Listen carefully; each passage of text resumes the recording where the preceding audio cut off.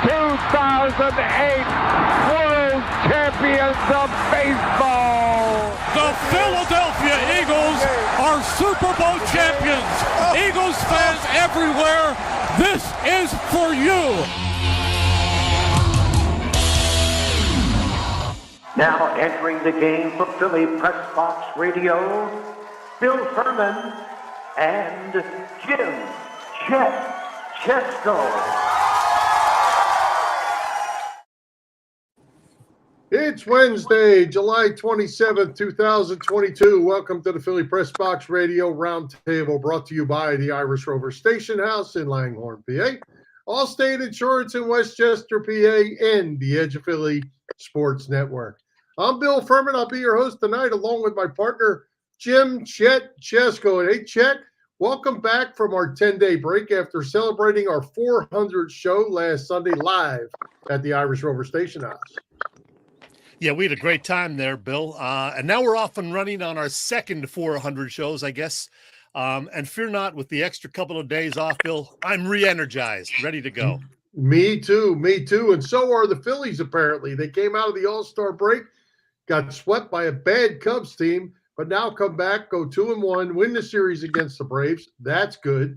Eagles camp is open with high hopes. John Tortorella fighting back with the Flyers' new free agency. The Sixers think they want a new arena downtown. I think that idea absolutely stinks. I'm in Atlantic City at the National Sports Memorabilia Show. You scored a hat trick last weekend with concerts, and we have Mike Sielski tonight to help us sort it all out. Yeah, I've been on a little concert tour, as you said, Bill. I don't play any instruments, but I just like to go to shows. More on that later. The good news is, the Phillies got swept by the stinking Cubs, but they are still very much alive in the wild card race. And, yeah, Mike Sielski is going to join us to help put everything in perspective. Well, let's get to it. Let's welcome Mike back, fresh from a vacation over in Europe. Mike, welcome back to Philly Pressbox Radio. Guys, it's a pleasure to be with you as always. Thanks for having me. And just so everybody's aware, Mike is on the phone tonight. He is. We don't get to see his smiling face, but we have this nice graphic up from when Mike was, I don't know, I'm guessing a few years younger than he is now, just a couple of years ago. He still looks great, though, but I know the women are disappointed. Anyway, Mike, I know you had a lovely family vacation last month, Switzerland, right? Yeah, that's right, Chet. My wife actually lived just outside Zurich from the time she was 6 until she was 15. Her dad had a job over there. And then the family eventually moved back to New Jersey. So this was the first chance we had to bring our kids over there. My wife's parents were able to accompany us, and we had a great trip. We were there for a week. We were in Zurich. We were in a little town called Engelberg. We did some hiking. We toured the Lindt chocolate factory, which is the only tour that I've ever taken that I ended 5 pounds heavier than I was when I began. That's pretty good. Yeah, they have good stuff. I've had their chocolates. Anyway, you return to an up and down Phillies season. A lot of positive buzz about the Eagles as they begin training camp. A not so thrilling Flyers summer. And last week, as Bill mentioned, the out of the blue news that the 76ers are looking to build a new arena in Center City near 10th and Market. Let's start there, Mike. You wrote about the thing several days ago. Lots of questions about this proposal. What are the key things to watch regarding this arena proposal from the 76ers? Well, in some ways, Chet, I don't think we know what the key things are, because this plan, if it comes to fruition, is going to be completed 9 years from now. That's the idea, that the Sixers want to open this arena in 2031. So, look, I mean, the best that we can do, we don't know what the country's going to look like then. We don't know what the Sixers are going to look like then. We don't know what the city's going to look like then. I think the obvious things that spring to mind are the Sixers owners really committed to doing this entirely with private funds, as they say they are? And what sort of tax breaks would the city be willing to give them, if any? That's the first thing. What is Philadelphia going to look like at that time? Are the issues of crime and poverty and homelessness that seem to be, really hampering the city now going to continue to be problems back then? Is the location going to be ideal? The Sixers want those suburban dollars. And, I heard Bill reference the fact that he hates the idea of the downtown arena. I would imagine a lot of people feel that way, especially people who live outside the city, because the South Philly complex is so easy to get to for people who don't want to take public transportation. So, there's a lot there. I'm very skeptical that opening an arena downtown will do a whole lot of good for the economy of the city. You look at the studies of these things, sports arenas tend not to have a really major positive impact on the economy of the towns where they're built. So I would say I'm about 52% to 53% really skeptical, and about 47 to 48%. Okay, let's see how this goes. All right. Mike, do you think the thought process is that they want to be a Madison Square Garden type of situation with a downtown? I just don't see the whole travel situation, parking, all that stuff. Like you say, things are certainly going to change in 10 years or 9 years, but it just does not seem even ideal when you have the best sports complex in the country the way it's set up right now. Yeah, the people who like this idea, Bill, push that comparison of Madison Square Garden. But two things. Number one, the New York and Northern New Jersey train, bus, and subway systems are so much more far-reaching and so much more convenient, and in a way so much more complex than SEPTA is and the Philadelphia system is. And number two, it is much more a part of the culture of New York and Northern New Jersey to take public transportation, even if you live outside the city. When I worked up in New York for 3 years, 2 of those years I lived in a town in New Jersey named Berkeley Heights. The easiest, most convenient way for me to get to the city was to take the train. And it was easy and convenient. You could basically walk to a New Jersey transit stop anywhere from the town of Berkeley Heights, and you were in the city within an hour without fail. Philadelphia doesn't really have that. They certainly don't have trains running often enough right now to be able to accommodate that increase in commuter traffic. So you would have to build SEPTA up. That's going to cost more money. You're going to have to run trains at hours of the night that, generally speaking, there aren't a lot of trains running. I don't want to be like a cold bucket of water here, but it just seems to me a lot of things would have to come together for this to really work in the way it seems like the Sixers want it to work. And you also mentioned in your piece, among the questions, what if the Sixers are lousy again 8 or 9 years from now? We hope that's not the case, but hey, you never know. Mike, let's switch gears, talk a little Eagles football. Training camp is officially open. There's a lot of optimism about the Birds heading into camp and the preseason and then the regular season. Is this team going to be pretty good?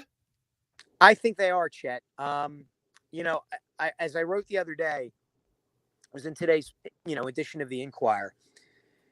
It would be surprising if this team made a deep run in the playoffs and even reached the Super Bowl, but it would only be so surprising because it looks to me on paper that they've got everything that you need to be a really good team, with the obvious question marks. How good is Jalen Hurts going to be? How much of an improvement can he make as a passer? What are we going to see from Jonathan Gannon? But he certainly has more weapons on the defensive side of the ball to deploy. Look, they made a lot of additions in the offseason that should help them. They have a good young core of players who appear to be improving. Guys like Jordan Mailata. That offensive line is the best in the NFL, I think. I think there's reason to be optimistic this year. And I didn't even mention the fact that their schedule is, looks like to be full of cupcakes. I mean, if they don't come out of the chute 4-0, people are going to be disappointed, and rightly so.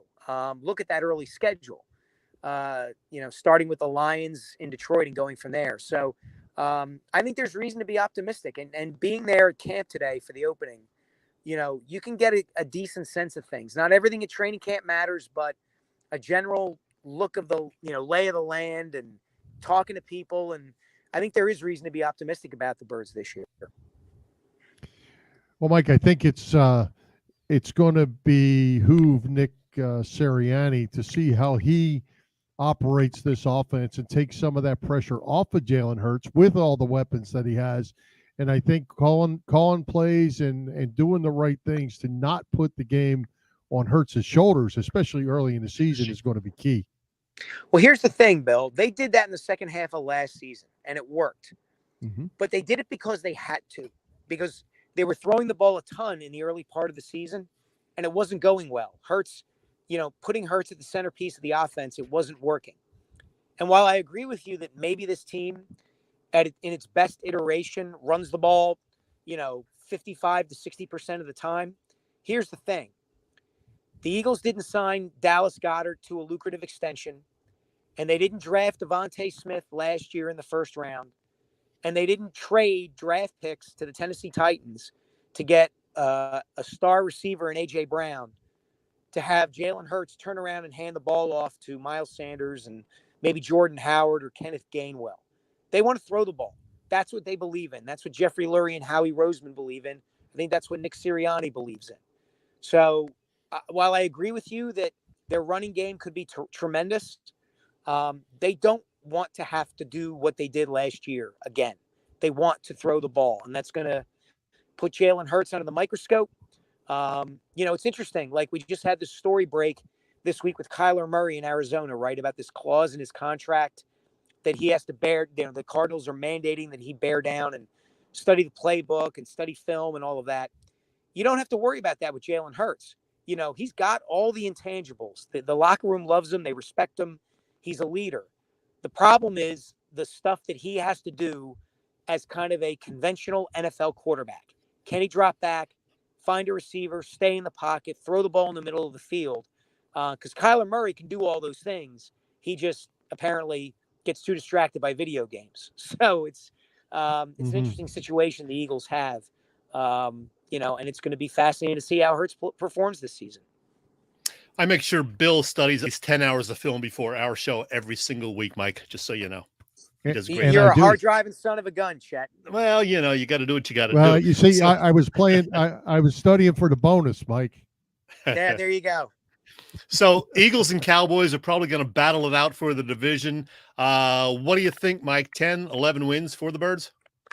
I mean, they went 9-8 last season, and they're better this season. So I think anything under 10 wins at a minimum is a disappointment. Even 10 wins would be something of a disappointment, I think. As I said, their schedule is soft. The Giants aren't good. Washington isn't good, even with the addition of Carson Wentz. So, yeah, I think they should be an 11-12 win team based on their schedule, their offensive and defensive lines, and their skilled personnel. The wiggle room is what Hurts and Gannon are going to provide, right? Like, that's going to be the thing, because they should be able to get to the quarterback. They didn't have a whole lot of sacks last season. Didn't create turnovers, didn't pressure opposing quarterbacks much. They've got different personnel now to be able to do that, more depth in the defensive line, Hassan Reddick, multiple fronts, all those sorts of things. I think you're looking at a 12-win team, unless major injury or, Nick Sirianni or the coaching staff or Jalen Hurts really just proves that they're not ready for prime time.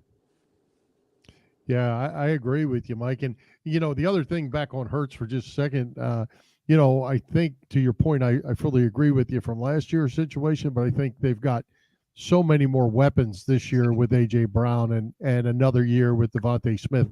I just think, if Quez Watkins is the worst receiver you have on the field, I think you got a chance to be pretty good. Yeah, he's a great name. He actually had a terrific back shoulder catch today at camp against Asante Samuel on a nice throw from Hurts. I'm a big Quez Watkins guy, and I think you're right. Having somebody with his kind of speed in the slot as your third receiver, and even with the versatility to be able to line up wide if you need him to, he's kind of a sleeper candidate for me for a really, vital and, interesting and potentially explosive player in this offense. Yeah. Yeah, we're pretty excited about it. Can't wait. Let's talk a little pucks, Mike. Boy, the Flyers had a great offseason, said nobody ever. The Flyers trade for Tony DeAngelo is a mistake in every way. That's a quote from you in a piece you wrote. Why do you say that, Mike? You don't like Tony DeAngelo? What's going on here? I have nothing personal against Tony DeAngelo.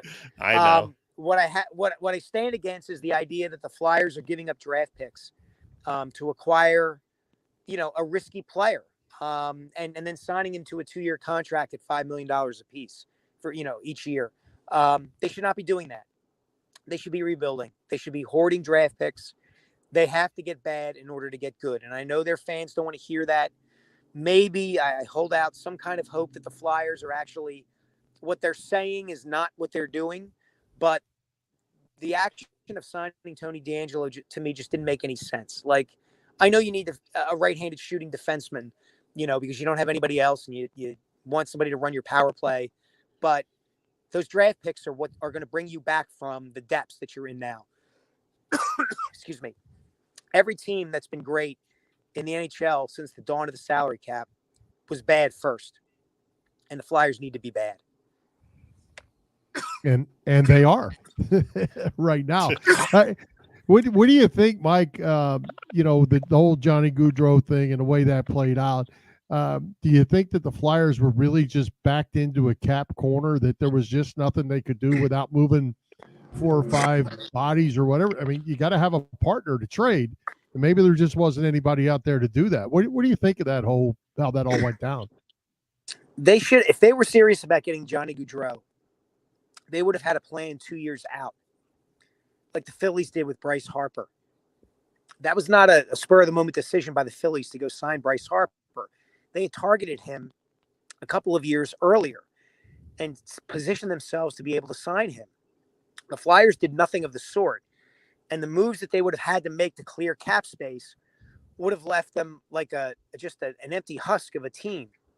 And then you're paying all that money for a guy who's a great player, but who's going to be 29 years old. And by the time you maybe are good again, he's going to be in his mid-30s in all likelihood. So it didn't make much sense to me at all. I know fans are disappointed, but they're better for not having signed him. I just think that the DeAngelo move, was kind of the wrong thing to do, because you're giving up a net 2 draft picks in that trade, and that doesn't make sense for where they are right now. Hey, Mike, you wrote a fun piece last month about Philly-related sports movies. A couple of Rocky films, of course, on the list, along with Foxcatcher, Silver Linings Playbook, Invincible, The Underrated Big Fan. I like that one, among others. 2 things. Rocky Balboa should absolutely have been included. You left that one out. I like that one. And you wrote the column in connection with the release of Hustle. Please tell Bill Furman that he needs to see Hustle. Bill, Hustle is terrific. It's a really excellent sports movie. I would put it in the top 10 Philly sports movies of all time. Just a really enjoyable movie. A lot of cool local touches. Yep. Adam Sandler's really good in it. A lot of, there's that guy moments. Some funny lines. The screenplay, the script is really good. Go see it. I am going to check it out. Actually, I found out that my wife actually has Netflix. Well, there you go. Who told me, right? You're all set. You just found this out? Yeah. It's one of what those else things. Isn't she telling you? I don't know, but I'm usually watching games and she's over there on her iPad watching something. Well, apparently it was Netflix. Who knew? One more thing for you, Mike. I'm sure Bill has one final question. I heard from a semi-reliable source, okay, it was you, that there's going to be a piece in the Inquirer next week about Dick Vermeil ahead of his Hall of Fame induction. What can you tell us about that in advance of the piece? Sure. Well, I got to spend a couple hours with Dick at his home in Chester County. We did a long interview, and I've talked to some people since then. I really want to hone in on, the full image and person that Dick Vermeil was. I think the image of him that people generally have over the last 40 years is one of, he cries at a moment's notice. He's on our billboards, on the highway and on TV commercials with Independence Blue Cross and Cadillac and a local pitchman and all of these things. And I think people do forget what a hard-nosed, kind of hard-ass coach he was, and how those edges of his led to his burnout and his retirement from the Eagles in 1982. And I kind of want to delve into that a little bit, because I think he was the canary in the coal mine for a lot of discussion that takes place nowadays about mental health issues in sports. And I want to kind of remind people of the real Dick Vermeil, not that the one we see on TV and in interviews nowadays that he's 85 isn't the real him, but there's more to him than just that.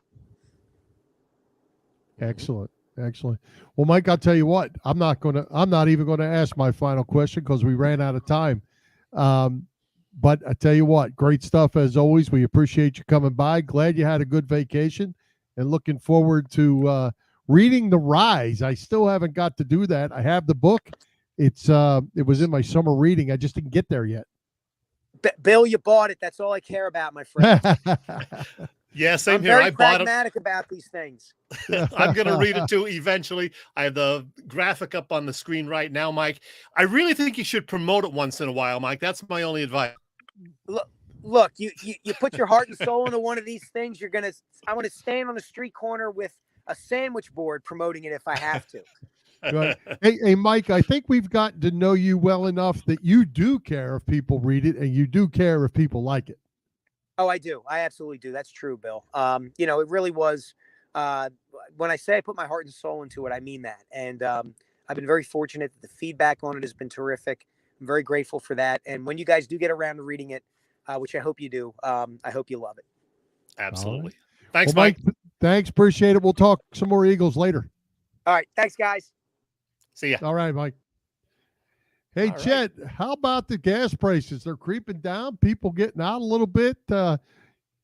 Still higher than we want them, but they're creeping down. Unfortunately, good chance your couch is still getting more mileage than your car, and it's time for you to start saving with Allstate's pay-as-you-go auto insurance. You know, Bill, I was actually excited to fill up my tank this morning and only pay $4.25 a gallon. How about that? $4.25 a gallon. It's like a bargain all of a sudden.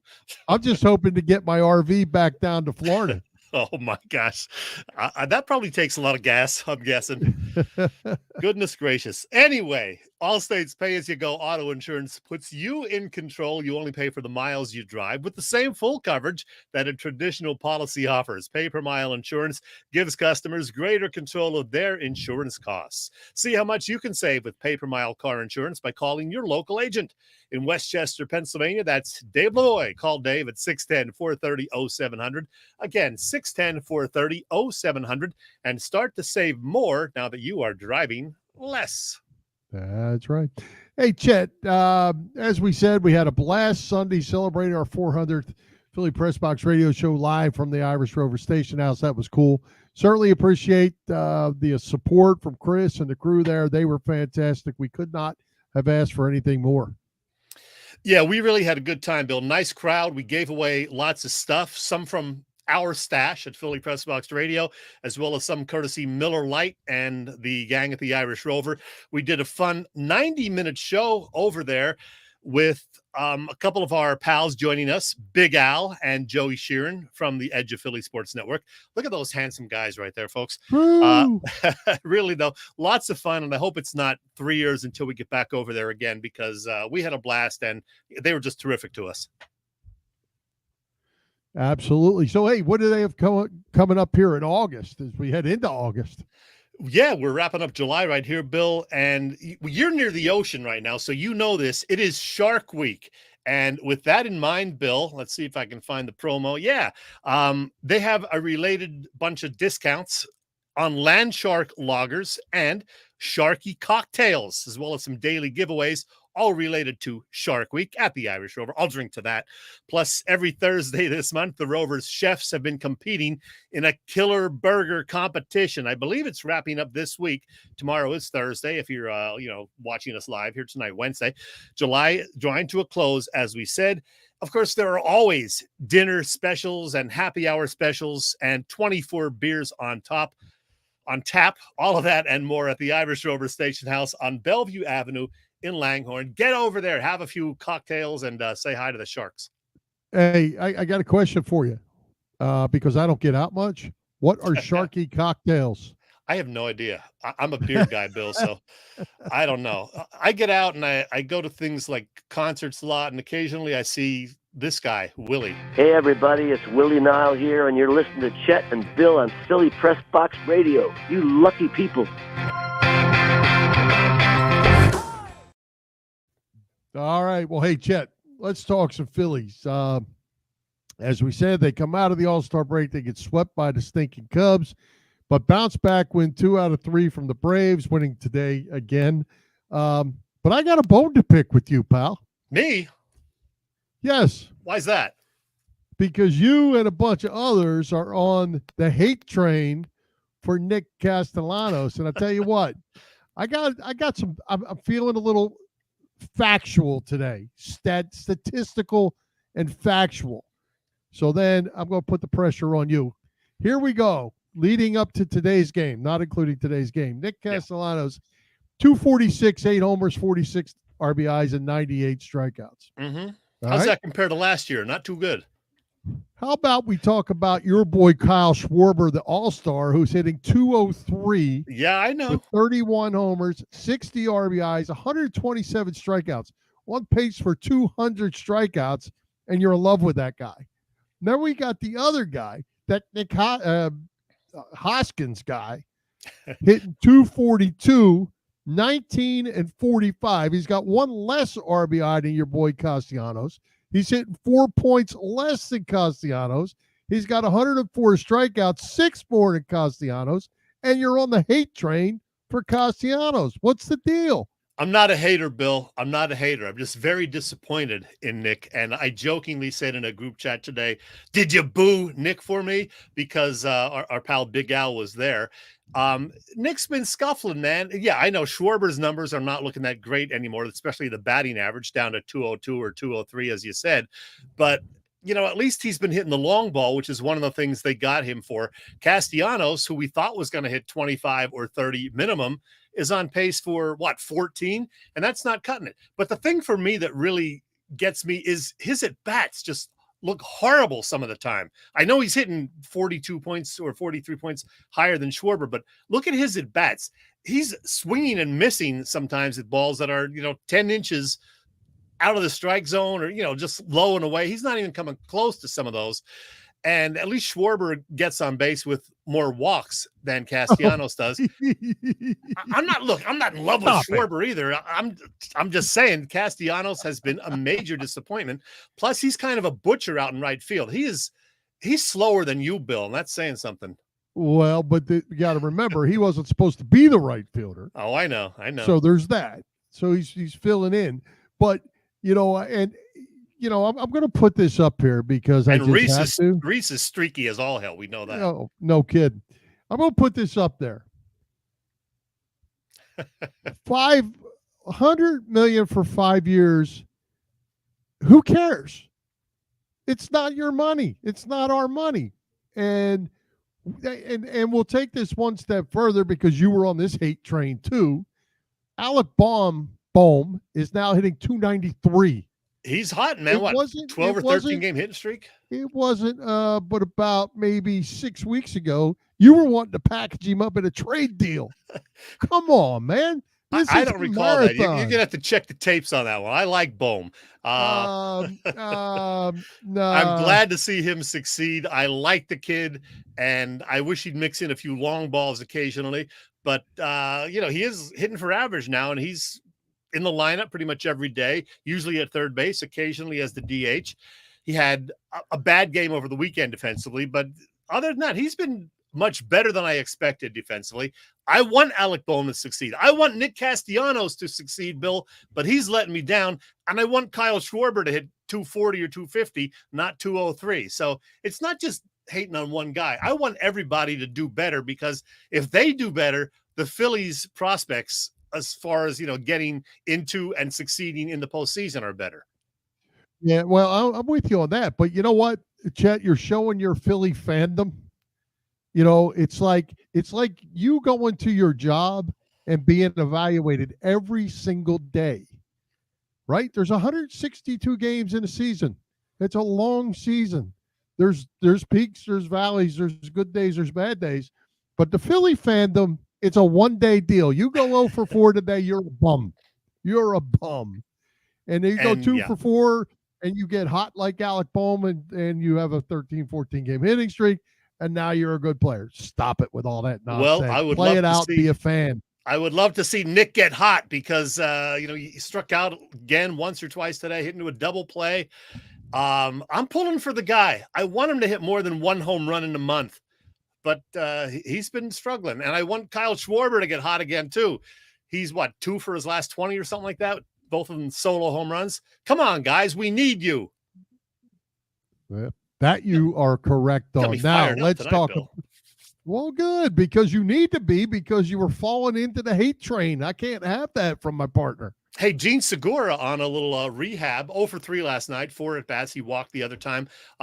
He's going to play the field this evening, apparently, second base, and he could be back on the big team this weekend, Bill. And the question for me is, when he gets back, does he play second and Stott go to short and Didi to the bench? Do they, mix and match depending on the pitcher on the opposing team? What's going to happen there? Yeah, I mean, that's a big question. First of all, they're going to have to make a roster move. Somebody going to go. Bohm now has locked down third base, so we got that. Hall is going to stay somewhere. It looks like he's earned the right to stay somewhere. Hoskins is going to stay unless somebody gets moved. So that middle infield, there's not enough guys. If I were a guessing man, I'm not going to bet. If I were a guessing man, I would think Didi's going to get the reps. Again, even with Stott having done pretty well the last 2 weeks. Well, and I think Stott is playing really well, but I think going back to the big picture, Didi's got the experience. I think Didi's going to get every opportunity to be successful, and if he's not, then Stott can step in. But I think coming out of the chute, if Didi's healthy, he's going to get the reps. It was Segura. Nice to see them put up 7 runs today, because I know they got 6 Monday, but 3 of those came late on the homer by Stott. They've been struggling offensively. And that disastrous series against the Cubs really got me worried. I mean, one of the worst teams in the league, and you get swept by the Cubs at home. That can't happen, Bill. No, it absolutely can't happen. And they couldn't hit anything against a bunch of guys who aren't top-notch pitchers, but they bounced back against the Braves, which they needed to do. They got the Braves a bunch more times, and they need to win those games. Yeah, they really do. Pittsburgh this weekend, they're out in the Steel City, a 4-game series. I want to see them win 3 out of 4. I think our friend Jane is going to be at one of the games, so hopefully they'll get a win for Jane. They got to beat these teams that are below them in the standings so they can catch the teams that are ahead of them in the standings. They're still right there, with St. Louis and San Diego. And I think it's going down right till the last week of September for those last couple of wild card spots. Oh, I think you're right. And, I think they have to you're not going to win every game, but I think what they can do is they can win every series. And whether it's 2 out of 3, 3 out of 4, however, that's what they need to do, and they'll be there at the end if that happens. And by the way, I think we put out some bad information during our live show regarding the postseason. The first round of the playoffs, the series with the wild card teams, it's best out of 3 with all 3 games in the home team of the higher seed. So the Phillies would play a 3-game series against whoever the third seed was, which would be the weakest division winner. And you're going on the road for a 3-game series, and you got to win 2 out of 3 on the road. That's how it's going to shape up. Right. That's assuming that the Phillies have the last wild card spot. Right. Or next to last even. Then you would play the next wild card. Yeah. What did we say? I thought that's what we did say, no? I think we said 3 out of 5 because I asked someone in the audience who told us 3 out of 5, but no, it's the first round is just best of 3 all on the road. If you're all right. One final Phillies question for you. Yeah. We're sitting there, we're almost to August 1st. We're where we are. You making any moves, and who you moving? I'm making a move. I don't know what it is. I'm making a move for a starting pitcher because although they think Zach Eflin is coming back at some point, which he might, and I hope he does, I have no faith in him right now with those knee problems that he's been having that keep flaring up. I want another starter. I'm content with the bullpen. I thought I would never say that about the Phillies bullpen, but they've done a pretty good job, all things considered, over the last month. So I think if you're going to make a move, get another starter somehow. I don't want to give up O'Hoppe or one of the top prospects, but do what you can. Package some of the medium level prospects and get us a number 4 starter. What about the bullpen guys? Would you consider packaging up a couple of them and sending them out to possibly get a starter? And second question, are you happy that to sit tight in center field and wait for Bryce Harper to get back, assuming he's going to get back? I would love to have another center fielder too, but they just don't have a whole lot to trade with. So that's the problem. So if it's one or the other, I want a starting pitcher. If they can possibly get a starting pitcher and a center fielder, that would be great. But I don't know. There's just not a whole lot to work with as far as trade bait. So work your magic, Dave Dombrowski, please. All right. Well, Chet, we'll close this Phillies segment out by just saying, stay off the hate train. Let it play out. Let these guys, run the marathon and not play the sprint. All right. All right, Bill. All right. Oh, well, I didn't know if we were going to have a random Chet this week. I was going to ask you about the concert hat trick. Maybe this is it. Maybe it is, Bill. Let's see. I got something I got to get ready here. Come on, don't let me down. There you go. Yeah, Bill, I know you know this. I did something last week because you mentioned it at the top that I'm pretty sure I have never, ever done in my life before. I attended concerts 3 nights in a row, all in different areas. And here's my story, Bill.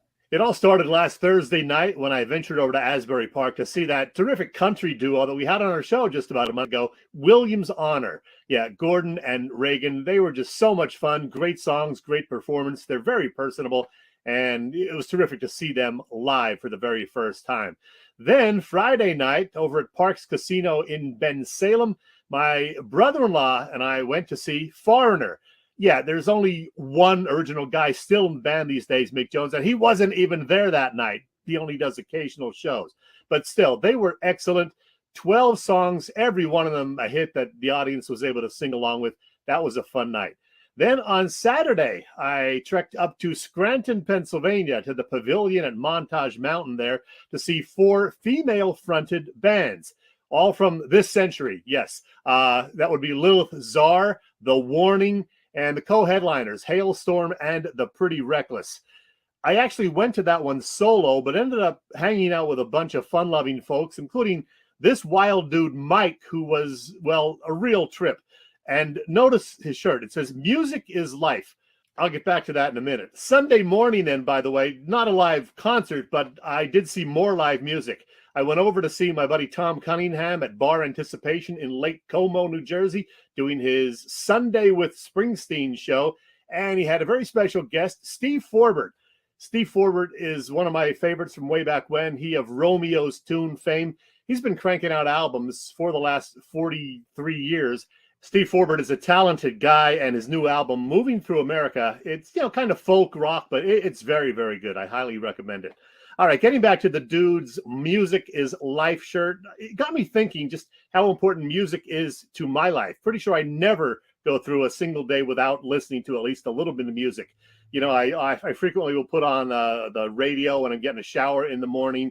And then as I'm driving to work and even at work, if I'm not listening to sports talk radio, I will listen to music. There's a new song out this summer by Weezer called Records, which opens with the lyrics, "I hear records in my head everywhere that I go. I've got records in my head spinning out of control." That's me. I constantly hear songs in my noggin, even when there's no music actually playing. As that guy's shirt said, music is life. Well, Chet, good stuff. I could tell by your pictures. Hard to believe that there were selfies that came out of each one of those events. But hard to believe. It is hard to believe. But hey, you mentioned Springsteen. Springsteen tickets went on sale. I know 2 people that got them. Astronomical prices. It was crazy. And a lot of it is getting blamed on Ticketmaster, but the Wells Fargo Center doesn't even use Ticketmaster anymore. They just do their own thing. But it was the same situation. You had to try to get in there before the 10 o'clock on sale thing. I got on there at 9:46. You waited in a queue. 10 o'clock, the official sale starts. You're in another queue. I finally got in at 10:26 to buy tickets. I said, "Oh, there are tickets available." And guess what? I found a pair of tickets behind the stage, rear view, $99 plus $25 fee, which made them $124 each. I go to buy them. I was going to buy 3 of them. I hit checkout. I hit checkout again. It wouldn't let me check out. I don't know why. It was crazy. So I'm trying everything. Couldn't do it. So I just eventually gave up. And then, of course, you look back later, you see the resale values, and I think $310 was the very cheapest one I saw for, upper level Boondocks area, and up into the thousands beyond that. So I did not get tickets for the Wells Fargo Center, but I'm going to try again Friday morning because I'm a verified, registered fan for the show up in Newark. So we'll see if I can get through and have some better luck in going to see Bruce in Newark. Well, I'd like to congratulate the working man for working so well with the regular people that want to buy tickets to his show. He doesn't set the prices, but I do take some issue with him. You get it though, right? Oh, I do get it. It's ridiculous. And I will tell you, my two guys, one guy got 3 tickets to Baltimore, about $950 for the 3. Mm-hmm. The other guy got a couple tickets to State College at about $950 each. Now, see, I thought I saw somewhere online that the State College ones were a little easier to get, if you got on there right away, but I didn't. Well, they might have been easier, but I read an article. Well, I don't want to spend too much time on this, but there was an article that talked about how they were doing this floating price thing or something. Yeah, it's crazy. Yeah. But hey, and while we're talking entertainment today, Chet, there's a special birthday of I guess it was yesterday, of one of your favorite or two of your favorites. Two of my favorites. Go ahead. Well, I could even add a third if I wanted to. Of course, Mick Jagger, the best front man in the world, turned 79 yesterday, and he's got 30 years on. A fellow Brit and one of my favorites, that, of course, the lovely Kate Beckinsale. No, I'm not going to put the picture up that I put up every year. Seen that. I don't have it handy. Kate Beckinsale and I, my old pal. In your wallet. What are you kidding? Yeah, Kate turned 49 yesterday. And I'll throw in another one. Sandra Bullock shares the birthday as well. So happy birthday yesterday to Sandra. And while we're doing birthday greetings, our buddy Carl Henderson celebrating a birthday today. So did you get to see him at all? I know he was down in DC. I saw Carl today at the show in Atlantic City, and got to say hello to him for just a few minutes, and wished him a happy birthday as well from us. Happy birthday, Carl. And on a much more somber note, Tony Dow, Wally from Leave It to Beaver, died not once but twice. He died yesterday. Well, not really, but it was reported that he died, but he was actually in hospice, still clinging to life. His wife somehow involved in the screw up of putting the early death notice out there. He did die this morning, though, so rest in peace, Wally. Tony Dow has left us. That's right. Hey, Chet, we've reached the end of July, and we're going to get ready to do our Philly Pressbox Radio Hall of Fame voting, our 9th class. We talked about it last week. We're going to wait until I get back into my regular Philly Pressbox office and actually get home, and we will get that out. So it is coming in August. Be ready to place your votes. It's going to be fun again this year. Yeah, let me see if I can get this on the screen because I somehow lost it. I'm going to load this and see if it works. Oh, this was before last year, actually.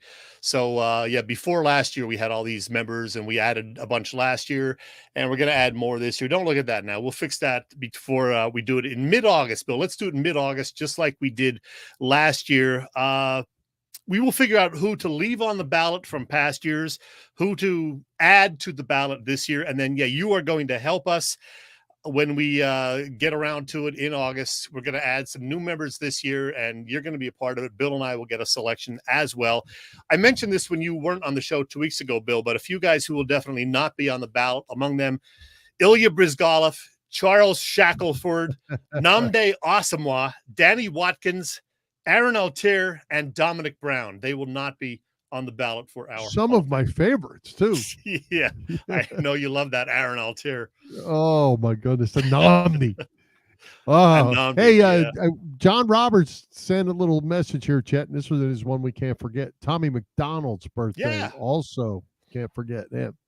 Hey, right. Chet, let's give a shout out to all the shows over at the Edge of Philly Sports Network this week. Wall-to-wall coverage, as usual. We're loaded up. Catch all the action, www.eop Sports, as well as Edge of Philly Sports on YouTube. You can find our show on Philly Pressbox Radio YouTube channel. We need subscribers over there. Help us out by hitting that button, follow, like us, and all that stuff. As you can see, Mondays, Tuesdays, Wednesdays, Saturdays, Sundays, and post-game every Phillies game. Matty B doing a great job with that every single night. Be sure to check that out. Yeah. Matty B, I think, is the busiest guy in the world as far as this whole podcasting thing. Doing all the Phillies games. He does his own weekly show, hops on other shows with other people. He's a sports fanatic, clearly. And keep up the great work, Matt. Yep. Hey, Chet, great guest tonight in Mike Sielski. Who do we have coming to Philly Press Box Radio to start off August? I'm pretty excited about this one, Bill, and I think you're going to be too. And for people who don't know, again, Bill rarely knows in advance who our guests will be. So this will be a surprise to him as well.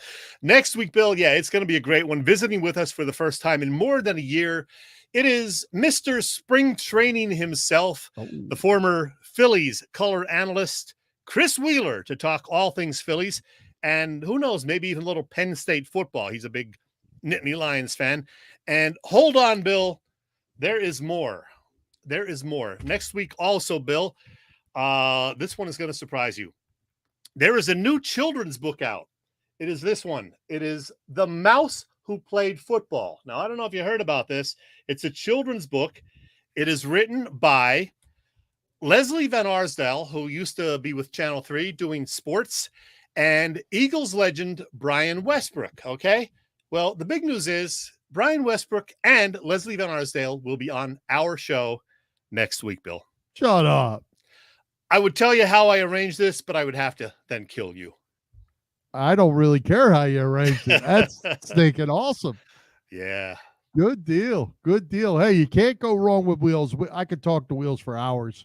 But man, what a cool yeah. Check out this book, The Mouse Who Played Football. Now, this is a soft version. There's a hardcover version that is just now available for pre-order. It comes out next week. They sent me an advanced copy, the soft version of it. Save a little money, but it's good. And what I love about it, it's a great kids book. It's kind of Brian Westbrook's story, but as a mouse, and you can read the whole thing in like 7 minutes. It's great. That's my kind of book. Awesome. Good stuff, man. Yeah. Hey, Chet, as I mentioned, I'm in Atlantic City, the National Sports Memorabilia Collector Show through Sunday, July 31st at the Convention Center. If you're a collector or just looking for something to do, stop by. It started today. It actually opened today at 3:30, and it was chaos. This convention center here is absolutely huge. Every square foot of it is full. Stop by and see Chip Brady and I, 118 Sports, booths 2916, 2920. There's like 125 signers. Dick Vermeil is here. Bill Berge, Jim Thome, Bernie Perrant, Tommy Green, Dr. J, Allen Iverson, Randall Cunningham, Michael Vick, Don Money, Milt Thompson, Mickey Morandini was here today. Then there's the Barry Sanders, Emmett Smith, Dan Marino's, Joe Montana's, all them guys. Bill Walton. Hey, it's just jam-packed. It's a great way to spend the day. Yeah, and I'm sure it's just going to get even more crazy as we move into the weekend when more people can come. But you said it was packed today, and so many big names down there. You know, people are worried about the economy, but I have a feeling there's going to be a lot of money spent down there with those names. Absolutely. Absolutely. It looks like it, and off to a good start. So if you're there or looking for something to do, a good way to spend a day, come on down to Atlantic City. Stop and see us. Say hello. I will promise you I will have on a Philly Press Box Radio shirt because that's what I do. And we'll have a good time. Hey, speaking of sports legends and memorabilia, I don't know if you saw this story on Monday, Bill, but there's a 70-year-old mint condition Mickey Mantle baseball card out there, and they say it could shatter records now at auction. It's the 1952 Mickey Mantle rookie card. It is just one of a handful in near perfect condition. It's estimated the final cost of the card could hit $10 million, maybe even exceed that when the auction ends on August 27th. The record prior to this was $6.6 million for a 1909 Hannes Wagner card that was sold last year. This Mickey card, they say, could go for $10 million. Bill, are you buying? I'm not buying, but I tell you what, there's been a lot of talk about it here over the first couple of days, getting set up and opening today. There's a lot of talk about that. And as you saw on your note there, it said a Rosen find. Yeah. That is a guy, Alan Rosen, and he is the guy. He's passed away now, but he found those cards. There's a long story that I won't go into, but found them in an attic, and he bought them from somebody who found them in the attic, and I think the current owner said. I think the current owner said he paid $50,000 for this particular card, right? And now it's going to sell for $10 million. Yeah. Wow. Yeah. Sooner or later it's all got to stop, but you never know. But yeah, it's a baseball card. Pretty crazy. Yes, indeed. All right. Hey, Chet, we got a couple minutes, so let's jump back and talk about the Birds just a minute. I keep saying this, and I think so far everybody is kind of against my train of thought here. Mike seemed to be like he was too. I'm on the Jalen Hurts train, and I feel like he is going to be solid. I said that, and I think all these weapons are going to help him be better. I don't think him having to throw the ball a lot puts near as much pressure on him as it did last year because he's got better players around him. What's your take on Hurts going into the camp? I'm excited. We know he's a hard worker. We know he's a leader. And I mean, some of the guys who've watched him, including Merrill Reese, say he does have the arm strength. So for me, it's just going to be about accuracy and spreading the ball around properly. And I think I was kind of getting into what Mike was saying. I hope they don't get too much away from the running game, even though they have these weapons. I want to see them mix it up. And Miles Sanders is actually very, very good when he's in the lineup and healthy. His problem has been more, just staying healthy. So he's in a contract year too, Miles Sanders. So he's going to be looking to have a big year, and hopefully they will feed him the ball a lot. And then they got, Boston Scott and Kenny Gainwell as well. So they have some weapons in the backfield with Hurts as well, in addition to the receivers. So I hope they mix it up. I hope they don't throw it 40, 50 times a game, certainly. Well, yeah. I mean, I don't know that, people seem to think it's become a rule that you have to pass 60, run 40, or pass 70, run 30. What's wrong with 50-50? And when you've got the best offensive line of football, run it down their throat and throw it when you need to. And, it's all about points at the end of the game. And if you can run the ball and keep the other team off the field, you'll win a lot of games and let your quarterback play. Yeah, it's going to be fun. It's going to be fun to watch the competition this offseason, the training camp and preseason games. We don't know who the starting right guard is going to be as yet. We don't know who the backup receivers are going to be. Is Greg Ward going to make the team? Is Jalen Reagor going to make the team? It may not be the most dramatic stuff, but I'm just really curious to see if Reagor is going to stick around. I think he will because of the contract situation. They say it would hurt them more financially to cut him than to keep him. So I think he will still be on the team. And I think most people like Greg Ward, so hopefully there'll be a spot for him as well. And then, Quez is going to get reps as well. So it's a crowded field, but we'll see. Yeah. Well, you know how I am about camp. I could care less. I really could. The only thing I care about in camp is the injury report. Yeah. Don't get my guys hurt before the season starts. Who makes the final cut? You're really down in your 53-man roster. You're probably talking about 5 special team guys, that are make or break guys. Probably pretty much everybody else is pretty well locked in. I just want to see them get healthy, get ready for the season, be locked and loaded, get this thing started and go and kick butt, come out of the chute early. I think they play 6 games. You had the schedule up there. I think it's 6 games before the bye week. Yep. The last one is against Dallas. I'm good with 6-0 come break time. They're probably going to be favored in at least 5 of those 6. So it would be nice, 5-1, 6-0. That'd be great. We mentioned Dick Vermeil earlier, Bill, and yes, I'll be going out to Canton a week from Friday for the big weekend festivities, the Hall of Fame inductions. And I'm doing so with Philly sports trips. That particular trip is sold out, but they've got all sorts of other trips for sports fans to consider in the months ahead, including a September trip to Wrigley Field for the Phils and Cubs, a Sons of Ben soccer trip to London and Leeds in early September. Check that out. And, of course, all of the Eagles away games. They will have trips for those, most of them flying, to Detroit, Arizona, Houston, of course, but then there'll be bus trips also to Washington and New York. And I know that Washington trip is pretty well booked at this point. Joey Sheeran's been plugging it quite a bit. He's going down there. Wish I could, because that's going to be fun when, Carson Wentz takes the field against his old team.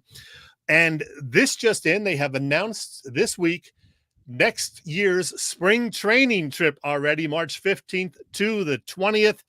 You can go watch the Phillies, get ready for the 2023 season, and there'll even be some time to hang out with Charlie Manuel for a bit. You can get all the info on the website, phillysportstrips.com. Again, phillysportstrips.com. Very good. All right, Chet, let's take another quick break. Thank our friends at the PPCC 118 Raz Room. They post great sports memorabilia on their Facebook page so people can take a chance of winning something they may not be able to afford or have access to.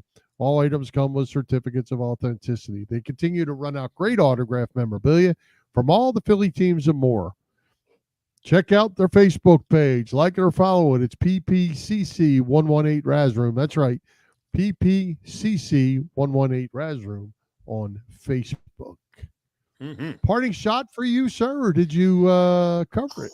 I'll do a parting shot. What the heck, Bill? Go ahead. Yeah, we're all looking forward to this Eagles football season, as we've discussed. But in addition to the games themselves, it'll be interesting to see how the battle for post-game viewers shapes out. For more than 2 decades, the post-game live show on what used to be Comcast Sportsnet and more recently NBC Sports Philly was the prime destination for most Birds fans. But the growth of available shows via YouTube and elsewhere on the internet has made it more challenging for all of us. And it got even more interesting with the news in recent months that Ray Didinger has retired and Seth Joyner decided to bail. So he's gone elsewhere. We'll talk about that in a second. Our crew at Edge of Philly Sports Network is going to be doing post-game shows this entire football season. And there's lots of anticipation about a brand new show from Jacob Media. And this is pretty interesting. They have quite a lineup, an impressive cast. Derek Gunn, Mike Missinelli, the aforementioned Seth Joyner, and Devin Caney, which will be broadcast live from Atlantic City's Ocean Casino for 2 hours after every single Eagles game. That's going to be interesting. Unless I missed it, NBC Sports Philly hasn't yet announced who will be joining Michael Barkan and Barrett Brooks, but that's going to be some competition right there. Stay tuned. Absolutely. I'll be listening to Edge of Philly Sports. Would be the one Absolutely. I'll probably be hooked up to the most. You don't get this kind of talent everywhere. Yeah. Hey, I was going to one thing I was going to ask Mike, and we'll talk about this maybe another time, is the whole locker room brouhaha with Nick Castellanos and how that all played out. Mike would have been a great one to talk about that because Mike asked tough questions. So yeah, I just ran when I said I had one more question and then kind of ran out of time. That was going to be my question, but we'll get another one of those beat writers or writers, and we'll get to the bottom of how that went down. Very interesting. Wrap it up, Bill. Absolutely. Let's wrap it up. Let's thank tonight's special guest, Mike Sielski, our sponsors. The Irish Rover Station House, Bob Sullivan's LikeYourAge.com, PPCC 118 Raz Room, and Dave LaVoy of Allstate Insurance in Westchester, PA. For Jim Chet Chesko, this is Bill Furman. We hope you enjoyed the show, and we'll join Philly Press Box Radio next Wednesday, August 3rd at 7 p.m. You can see us live on Facebook. Listen to our website, phillypressboxradio.com, on blogtalkradio.com/phillypressboxradio, on Google Podcasts, as well as Apple Podcasts, iHeartRadio, and all the others. High hopes, Philadelphia sports fans. High hopes, we had high